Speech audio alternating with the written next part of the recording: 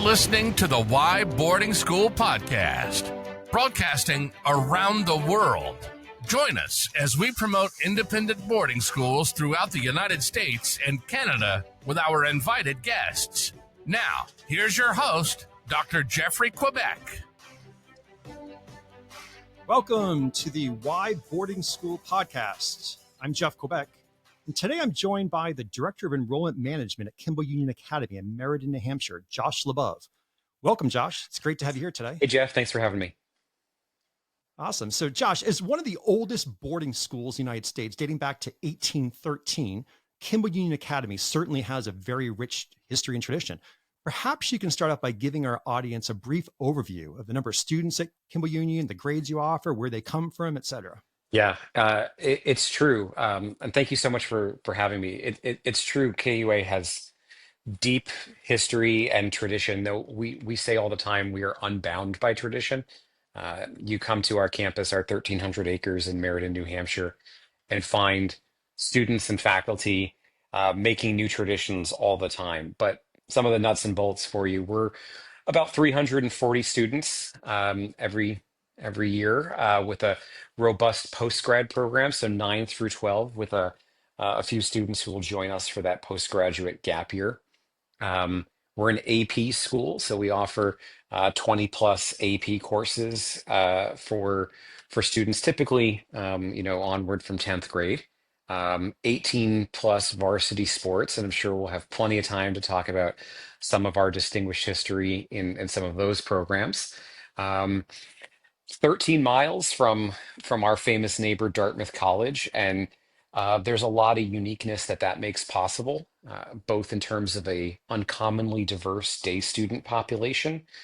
So your classmates that go home at night have moved to our region of the country, the Upper Valley, from all over the world, as well as a student population that's 22% international students from 27 countries. And then students coming from all over the US, from 25 plus states in a given year.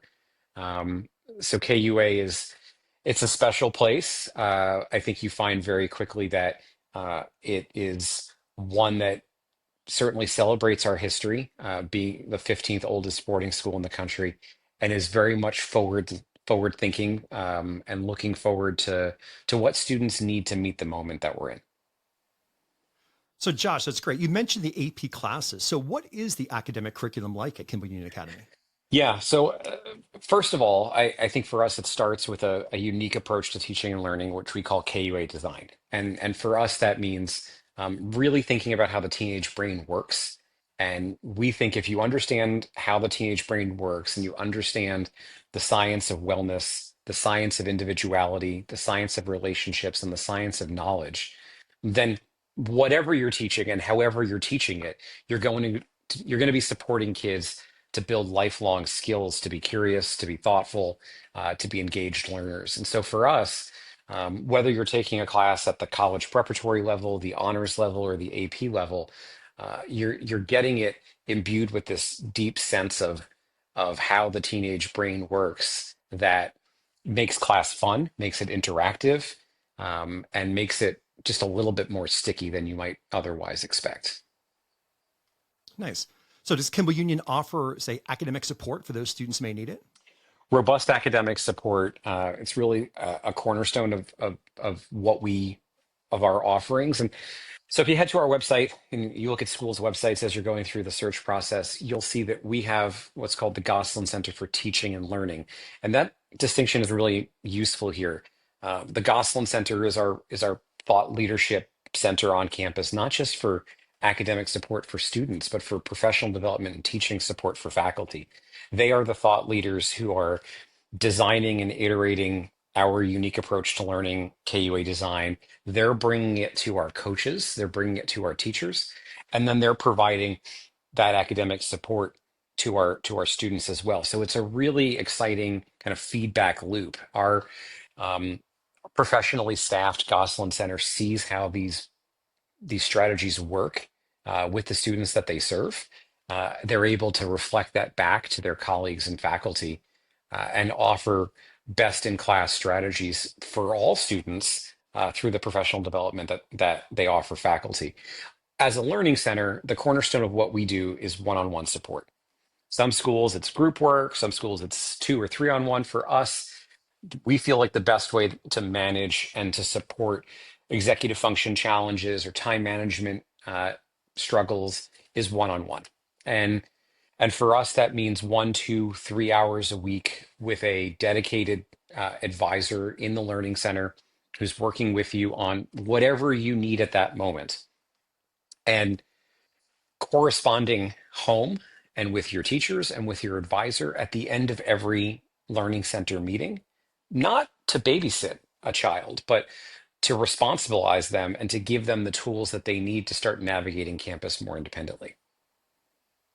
That's certainly impressive. They're supporting not only the students, but also the faculty. Yeah, it has to work together. I think at a lot of schools, it's common that you've got a great learning center over here, but what about everyone else? And we feel like what's happening in the learning center is this test site, this proving ground for the best in class science that we know to be true.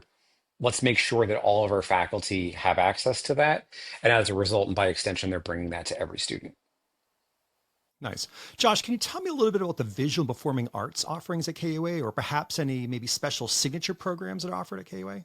Yeah, so signature programs, and certainly some of them fall into the arts, but the arts merit, sort of their own conversation unto themselves. Because I don't know of a school, certainly in the Lakes region, and if that term doesn't make a whole lot of sense yet, these northern New England boarding schools, chiefly in New Hampshire, kind of, stretching into Vermont, that are really able to offer the breadth and depth that we are offering in the arts. And so for us, it's fine in visual and performing arts. Um, it's all based in a beautiful state of the art Flickinger Art Center. Notable thing for us is that it's not just a building that's sort of off at one edge of campus. It is one of those definitive iconic spaces that every KUA student spends a lot of time in. And so there's just a sense of comfort that I think every student has with what we call Flick. We host our all school meetings in there. Every student is taking multiple art classes. KUA has a real strength in a couple areas, which I'll mention, but every student's going to take art classes at KUA, and we're actually going to nudge students to take different types of art classes. So, very often, you might hear at a school say, you got to take, 3 credits of art or arts, whatever. And we say, well, we want you to do something that's, a visual art. We want you to do something that's a fine art. We want you to do something that's a performing art. We want to see you really use every corner of this facility, of the faculty that we have here. Um, Notably, dance is something that is really strong at KUA, has been for a really long time. We have many levels of dance. Starts it with dance one, which is really just like, you know, 2 lead feet. How do I get them to move? All the way up to students doing their own choreography, and composing our original movements for spring showcases. Um, that's a real strength of our program. Pottery and ceramics and jewelry making. Another area that I think a lot of students, particularly in the off season, they may be a fall athlete or a spring athlete, will pick up jewelry making and ceramics as a winter activity or as a fall activity. Another area that we really excel in. And the last, of course, is theater, and I would say chiefly within that, um, to come to one of our shows, and we just, our fall show behind us, our winter musical soon coming. Um, you walk in and the stages are breathtaking. They're staggering. The space that we sit in for all school meeting has been transformed into something that is just awe-inspiring. Uh, at our at one fall play, we had rain coming down from the ceiling in the auditorium, to replicate the weather outside, and wind machines and fog, um, and this is all from the imagination of students and from the doing of students. And so we run a number of set design and theater tech courses that do everything behind the scenes. So if you want to be involved in a play, you want to be involved in a musical, but you're not so sure that you want to be front of stage, perfectly okay. We really treat the performances that go on in Flick as a little business unto themselves, and so they're marketing the show, and they're designing the sets, and they're budgeting that, and they're designing the light cues and the choreography and the costumes. So there's lots of ways to get involved in a given year. It's not uncommon for us to have a third of the school involved in one of these plays or musicals. Certainly sounds quite impressive. What a great opportunity for the students there. It, So tying yeah, into I would say it's impressive, but it's also open to students to try, right? And I think absolutely, that's it's why safe. it's safe to try. We ask everyone who tries out for, even if you want to be, the kid who's picking up the stools in between acts, we're going to ask you to try out um, for a part on the stage. We want everyone to have a shot, and that goes for athletics, and that goes for the arts as well. We're going to compete at a really high level, but we want you to be able to surprise yourself and pick something up that maybe you didn't know you were great at, um, and to find new things that you love. That's where so much of the value and I think community can be forged. Josh, you just mentioned athletics. So I'm kind of curious. Yeah. So at Kimball Union Academy, is every student required to play a sport every season? And if so, or if not, what are some of the athletic offerings The- at Kimball Union? yeah, I mean the question of how much sports are required, it's funny, the requirements are actually quite low. The reality is quite different. We're in the process of constantly looking at that. I think we ask for most students to do at least one term, one trimester.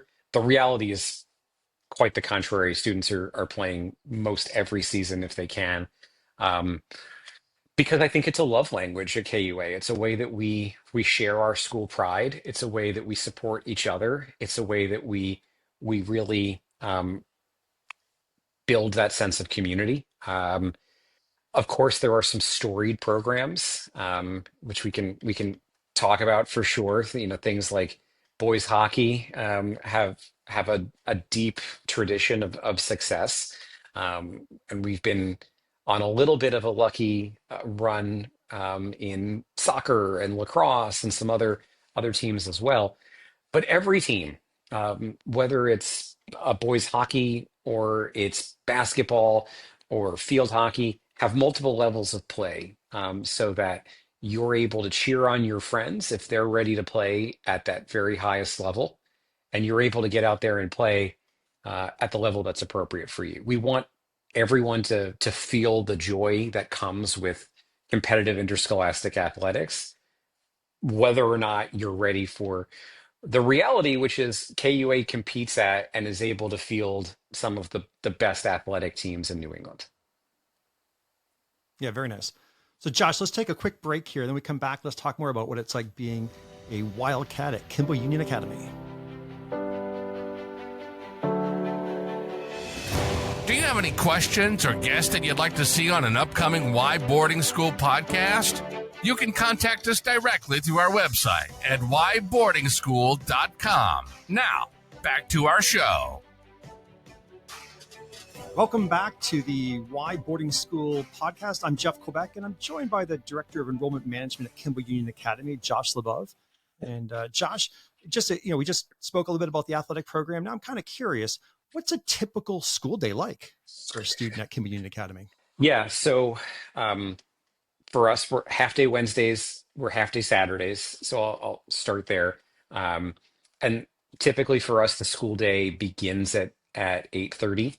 Um, and there was breakfast before. We operate on what's known as a snake schedule, so periods A through G that are snaking through the week. So it's not uncommon that you might have your A period class three, maybe four times over the 6 days of class meetings. And that's also by design. That's also KUA design. We want to give you a chance to catch your breath, get your homework done, have a chance to reflect on what it is you just learned.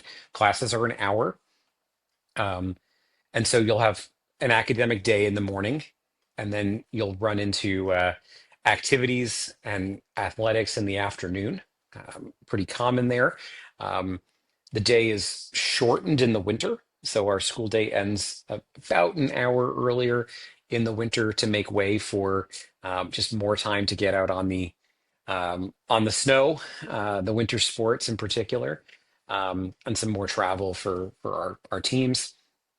And then so in the afternoon we're into activities, could be practice, or it could be STEM club, or robotics, or farm team. We have a student run farm on campus. It could be ceramics and pottery, could be the play or the musical. And so that's all happening in the afternoon. Dinner, um, and then study hall of some kind. And so there's a lot of variability there as you move through the program. Some students really continue to stay with a structured study hall. Some students move to study in their rooms. Some students have campus privilege. But most days of the week, you have a structured block of time to get your homework done.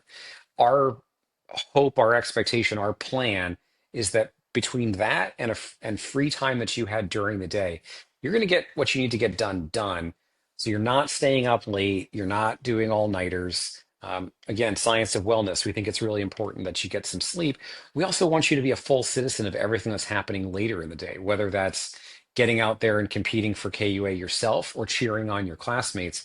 We want you to be able to do that when the time comes. Um, and then it's going to be lights out, and that varies by grade. They're all later than any time I want to be up. They run from 10:30 to 11:30. There are certainly students that go to bed earlier than that. Um, but by 11:30, it's lights out. We've just started to institute a no tech policy, a tech turn-in for ninth graders. Um, Overwhelmingly, really positive feedback on that. Though, even if you are an upper class student, a 10th, 11th, or 12th grader, it's worth noting that cell phone service is pretty bleak on the hilltop, and the student Wi-Fi network shuts off. We really do want you to get to bed. Lights out means lights out. And so they're busy full days. When the weekend does come around, Saturday in particular, you'd have 2 or 3 blocks of class on that Saturday. So most students will have two classes potentially on a Saturday. They might be going off campus for a game. They might be going to a town trip.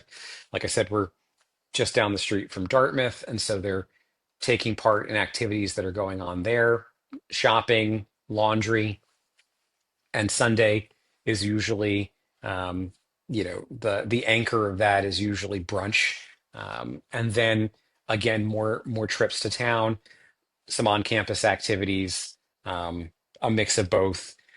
Sundays on Saturdays are kind of a mainstay at KUA. Every Saturday evening, a Sunday bar in the student center is a long-standing Nice. KUA tradition. Who doesn't love ice cream? So that's a fixture of the weekend. And because most of our students come from all over the US and all over the world, it's a busy campus all weekend long. We have our long weekends, our family weekends, our Thanksgivings, those times to go home. But really, the weekends are vibrant, they're active, they're busy, they're fun. We're 80% a boarding school, and we're 80% a boarding school from all over the place. And so it's not the kind of place where students just duck out after class on Saturday. Josh, you certainly sparked my interest when you mentioned the farm program. I'm Yeah, kind of curious. Can you tell me a little bit about that program? Is that one of your signature programs at KUA? I would say it is. I think the farm program is something that has sort of grown over time, both alongside our approach to teaching and learning. I think it sort of embodies it in so many ways. It really um, gets learning by doing perhaps better than any other part of campus life. But it also just is a way that a uniquely KUA way of going about solving some problems and questions that we have about living in the Upper Valley. So, how do we divert food from the landfill? Well, you feed it to pigs. How do we provide ourselves with, the the eggs we need to make breakfast? Well, we have chickens. How do you not have to spend so much, gasoline and energy mowing the lawn? Well, you have sheep.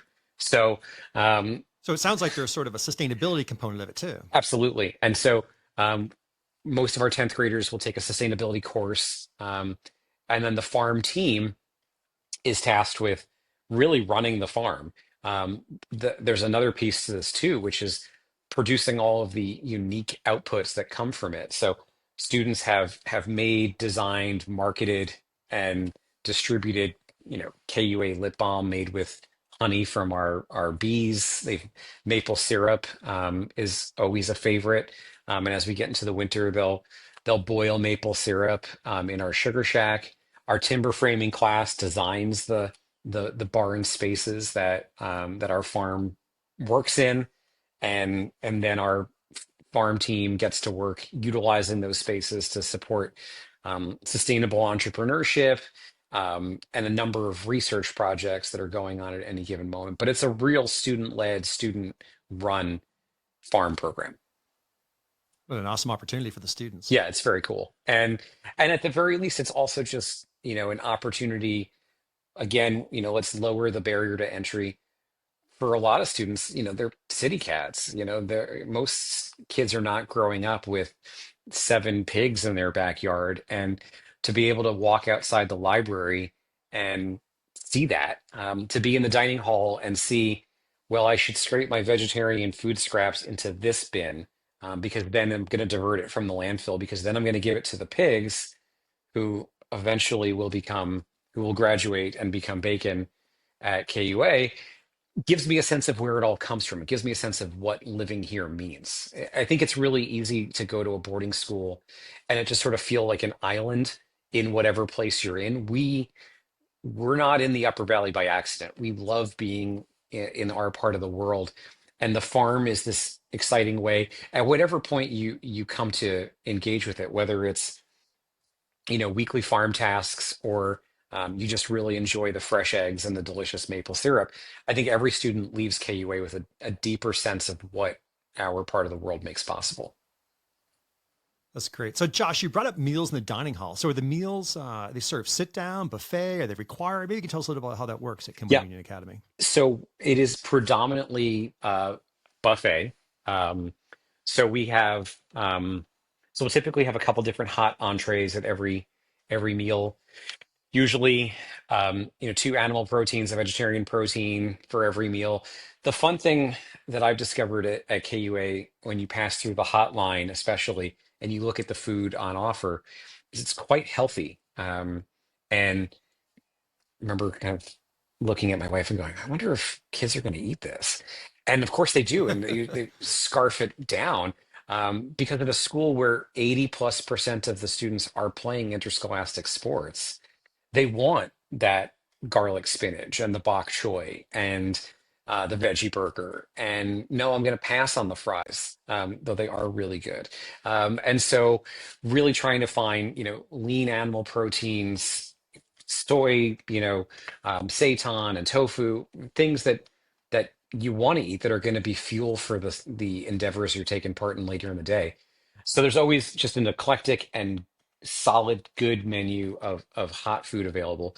A salad bar, a deli bar, pretty much 5+ days a week. There's a stir fry bar, and so students come into the dining hall. They grab a wok. They serve themselves, with a mix of fresh vegetables and ingredients, and then whip it together to make all sorts of interesting concoctions. There's all sorts of recipes that float around out there about how to make it your own. And then I'm trying to think if there's other pieces to the dining hall that we haven't.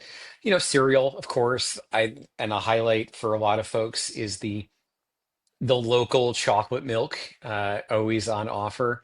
Again, we love where we are, and the McNamara family KUA alums as well, are suppliers of very, very delicious chocolate milk. So we usually tell folks, if you come and visit campus, to pass through the dining hall, which will be open from lunch straight through to dinner. And that's notable.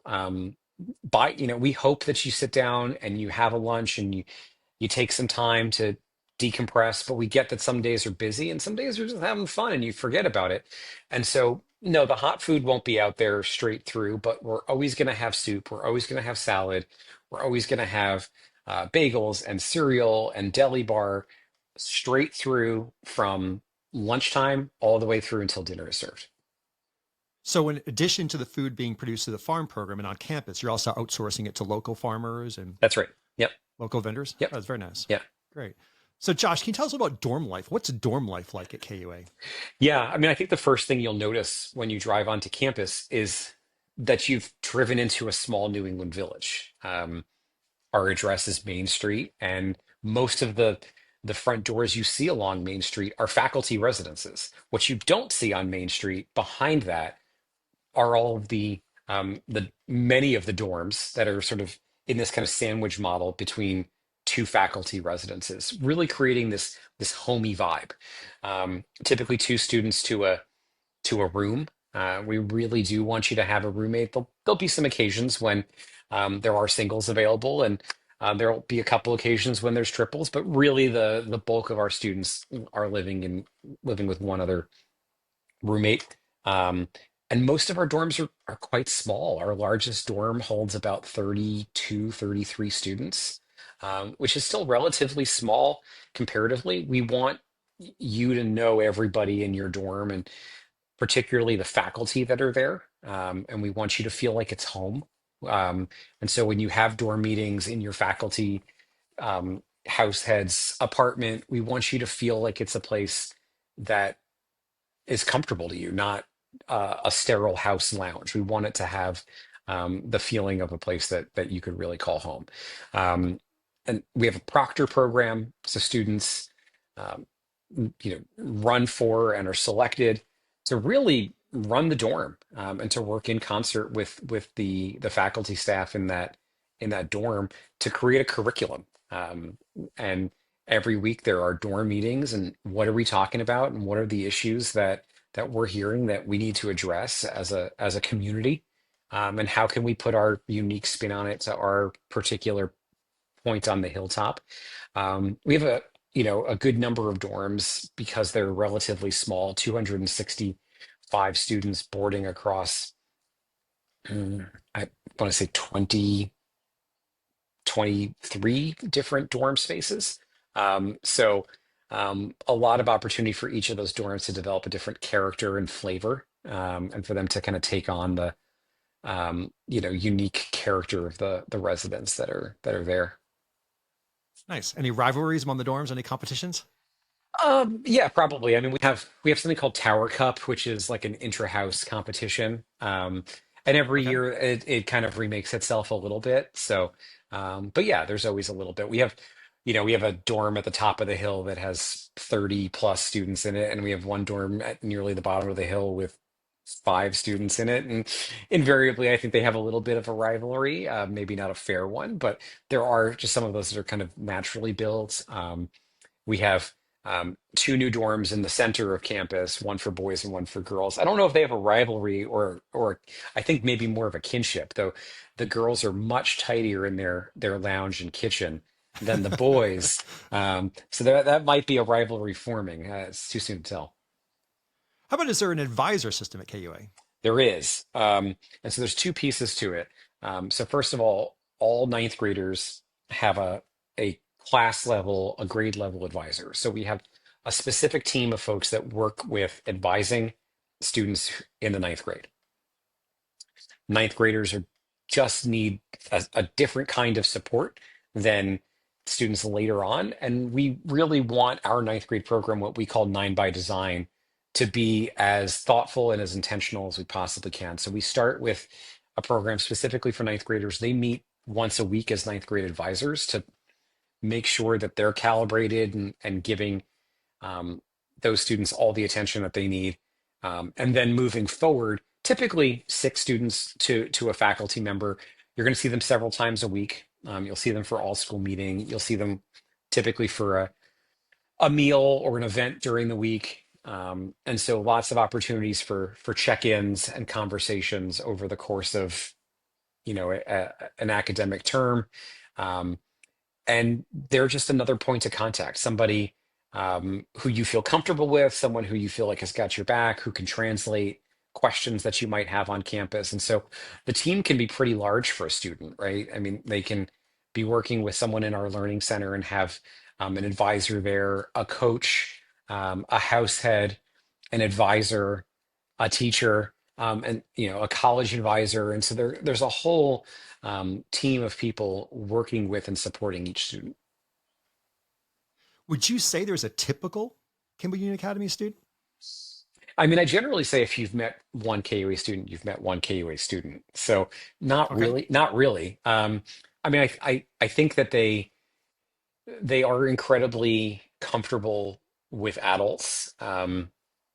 I you know it's I can remember vividly the times that um, talking to students. I'm like, what are you getting up to this week? And they're like, well, I was really hoping that you would have us over for, a class dinner. And I sort of marvel at like how many students think their idea of a good time is like getting together with their friends and hanging out with their teachers. They enjoy the relationships that they build with And food, adults right? and food. Food's always important. Food is definitely important, but like how many of them enjoy connecting with and really getting to know you as an adult, as their neighbor, as someone who's making this community alongside them is very different.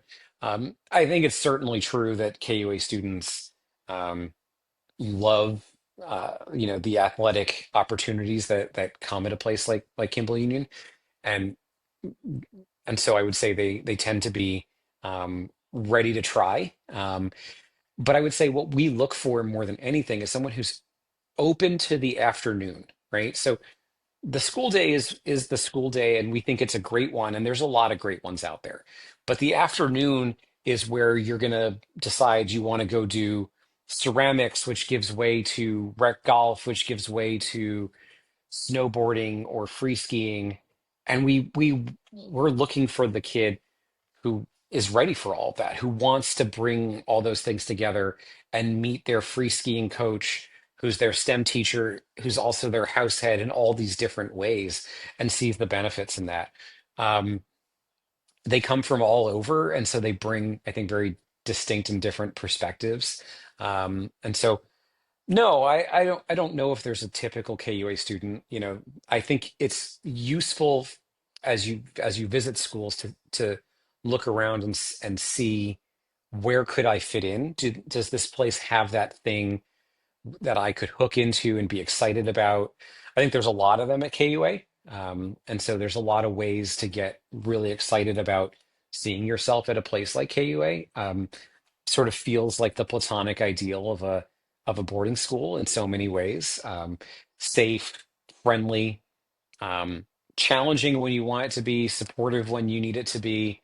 Um, Obviously, really strong athletically, punching way above our weight and our size on the arts, and so just a whole lot more than maybe meets the eye, or maybe we even would expect from a quote unquote prep school. So. I think there's a lot of kids for whom they're not thinking about boarding school broadly, and then they come and they look at KUA and they go, okay, but this just feels so much more homey, so much more warm and welcoming. We have a fairly casual dress code. That might sound silly, but I think that does matter to a lot of students. And we're not a coat and tie place, and so I think we are a place that we understand our point in that lineage of New England prep schools. At the same time, um, I think we embrace something kind of far bigger and far more eclectic than that. So, Josh, sort of piggybacking off that idea of things you might come to expect at a boarding school, Yeah. are there any like really cool traditions at KUA that may be unique from other schools? Or perhaps there's maybe one tradition that you would say, boy, I hope this always remains a part of Kimball Union Academy?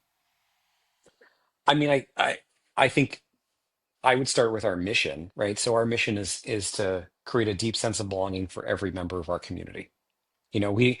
We don't talk about leading lives of purpose or preparing you for college, because we do that. I frankly think that that's just table stakes in every school in this day and age does that. I think where we try to aspire for more is to say, let's build a world that's a little bit nicer, a little bit more friendly, um, that prioritizes kindness. I think we try to, put that forward as really just elemental to who we are.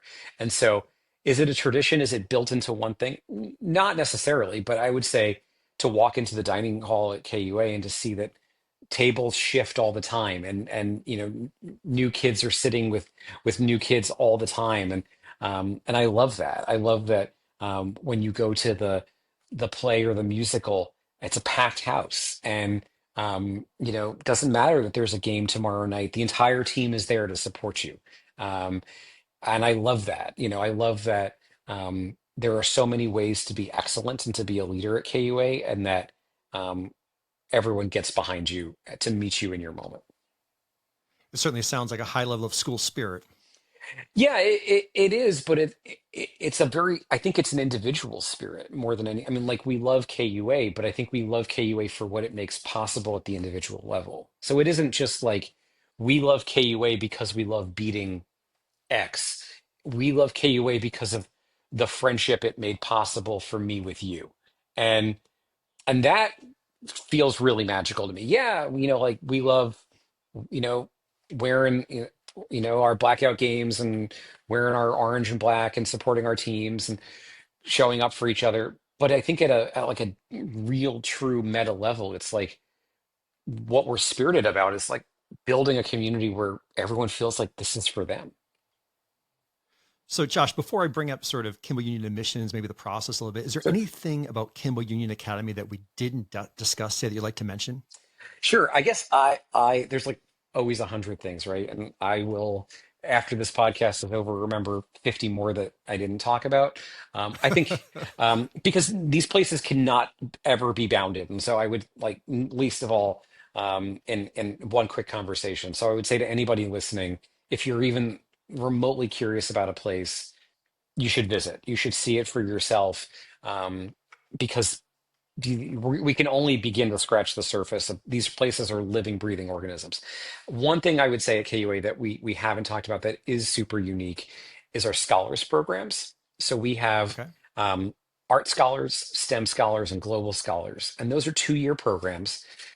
You apply for admission to them after your 10th grade year, and so a lot of schools have a capstone program, um, and you might do an independent study project as part of that. And a couple things I think come out of that, and you go, what if we made it better? Well, one, like the capstone project, you kind of do it by yourself. Two, you maybe do it at best, if you're lucky, over the course of a year. And so the project has to be pretty modest because you've got to get through it alongside a whole bunch of other things. And because you're not doing it as part of a group or with any sort of numbers behind you, like you don't really get to dream all that big. So let's remove all those barriers. And so these programs, Art, STEM, and Global Scholars, are kind of like a mix between a college major and an honors college inside KUA.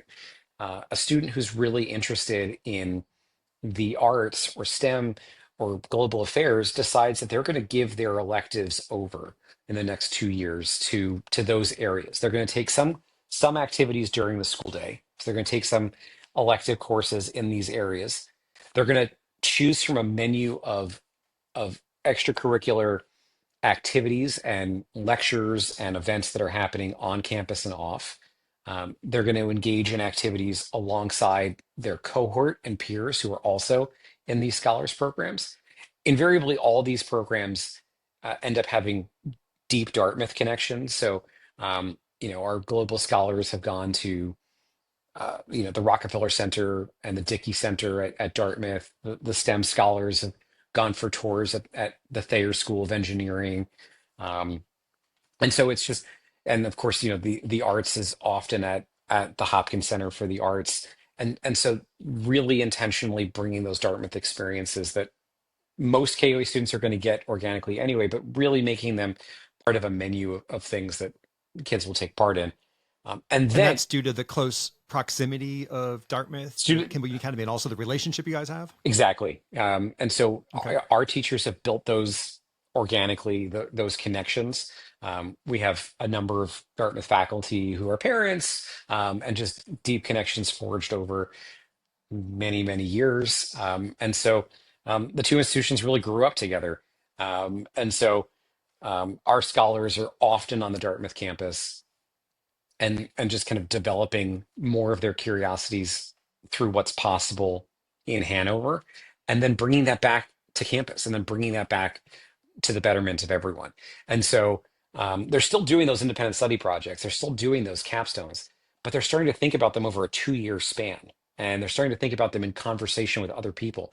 And they're starting to think about them in conversation with faculty and staff at Dartmouth. And so it's just as if you took the capstone program that you find at a lot of boarding schools and you just like juiced it up. It's just like revved up, 18 notches. It's very exciting to see what students will come out of it with. One of the precursors to the scholars program, it can happen alongside it or separately, is something called the Cullman Fellowship, Cullman Scholarships. And students apply for those. And really, the idea is propose for us a summer that you couldn't otherwise have. And so we're not talking about like going to a university and taking some credit recovery, or you want to go to, that Ivy League summer school. No, we're talking like dream something up that you couldn't necessarily do on your own. Like you want to go work with the Department of, Fish and Wildlife in Maine, understanding the deer population, or you want to study international finance in Singapore for the summer, and apply again. Really get good at developing your pitch. Talk about a life skill that I think is going to come in handy. Get really good about understanding how to sell your elevator pitch of what it is you want to do, and then get funded for the summer to go pursue that thing. And again, come back and share those stories with your classmates and faculty on campus. This is great, Josh. This is really informative. So if an audience member wanted to learn more about Kimball Union Academy, maybe specifically about the admissions process, what's the website for KUA? KUA.org. So start at KUA.org, request info. If you call us, we'll be happy to help you as well. But the first thing we'll ask you is, have you filled out the inquiry form at request info? And for us, it's self-service. You can go online right now and you can select a campus visit. For us, a campus visit is generally a 2-hour experience. We'll try to start with a student-led tour and then follow that up if you're applying for the following year with an admissions interview. And then, we'll try to invite you back for things that might be appropriate or interesting to you, whether that's the winter musical or a hockey game. We'll try to find some opportunities for you to come back and connect with more students. That's great. Like you said earlier, it's so important to physically get on these campuses. It is, and I would encourage folks to resist the temptation to visit too many in a day. And we'll help you. We know all the schools that are relatively close, and we all are fairly supportive of each other. And if we can help get you to another school so that you can have some points of comparison, 2 is great. 3 is getting a little nutty, right? And I know it's hard to sometimes take the time off and make it happen, but if you can try to limit yourself to no more than 2 a day, you can really process what you saw, what you liked, what you want to know more about. That will help you in the long run. This is great. So once again, this has been Josh Labove. He's the Director of Enrollment Management at Kimball Union Academy in Meriden, Hampshire. And please, I encourage people to visit KUA.org to learn more. But thanks a lot, Josh. This has been outstanding. I appreciate it. Thanks.